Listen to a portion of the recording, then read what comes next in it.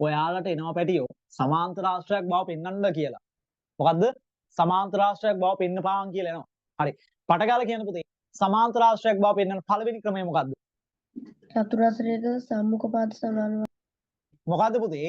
චතුරස්‍රයක් දීලා තියෙනවා නම් ඒ චතුරස්‍රයේ මොකද්ද? සම්මුඛ පාද. සම්මුඛ පාද සමාන බව පෙන්වීම. ඊගාවට පැටියෝ පටගාලා කියන්න ඊගාව ක්‍රමය මොකද්ද? සම්මුඛ කෝණ සමාන වීම. ඔයාට දෙන චතුරස්‍රයක එහෙම නැත්නම් ඔයාට දෙන දෙයි කවුද? සම්මුඛ කෝණ. සම්මුඛ කෝණ සමාන බව පෙන්වීම. හරි. පටගාලා කියනමයි පුතේ තුන්වෙනි එක සමාන්තර ආශ්‍රයක් බව පෙන්වන තුන්වෙනි ක්‍රමය මොකද්ද? චතුරස්‍රයක විකර්ෂණ සමච්ඡේදනය වෙනවා. අන්න හරියට හරි. චතුරස්‍රයේ මොකද්ද? විකර්ණ එකිනෙක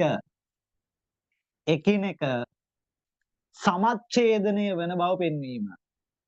සමච්ඡේදනය වන බව පෙන්වීම. පැටවුනේ හතරවෙනියට කියන්න අවසානයේට සමාන්තර ආශ්‍රය බව පෙන්වන්නේ කොහොමද? පට්ගාලා කියමු. චතුරස්‍රයක සම්මුඛ පාද යුගල් සමාන හා සමාන්තර වෙනවා. අන්න හරි. මොකද්ද සම්මුඛ පාද යුගලක් සමාන හා හරි සමාන්තර බව පෙන්වීම. දැන් පුතේ මතක තියාගන්න මේ ක්‍රම හතර හේතුව සමහර ගණන් වල එනවා මොකද්ද? සමාන්තර ආශ්‍රයක් බව පෙන්වන්න කියලා. සමහරුන්ට සමාන්තර ආශ්‍රයක් බව පෙන්වන්න කියනකොට කොහොමද සමාන්තර ආශ්‍රයක් බව පෙන්වන්නේ?